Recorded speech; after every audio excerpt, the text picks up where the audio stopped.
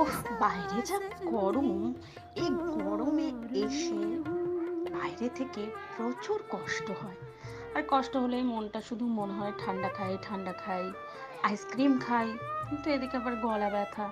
এমন এক ওয়েদার যে ঠান্ডা খাই বা না খাই, সর্দি, কাশি, ঠান্ডা লাগা তো রয়েইছে। তাই ঝটপট বানিয়ে নিতে পারো শরবত। হ্যাঁ, শরবত বলি, আমি শরবতই বলি। অনেকে অনেক নতুন, নতুন নামও বলে। তবে এরকম মজাদার চটপটা শরবত হলে গলাটাও শান্তি পায়, মনটাও শান্তি পায়, প্রাণ মন ঠান্ডায় ভরে ওঠে। তাহলে দেখে নাও ঝটপট কিভাবে বানাচ্ছে এত সুন্দর শরবত। छाया में साजन बड़ी ठंडी जलन है और मैं हूँ सलोना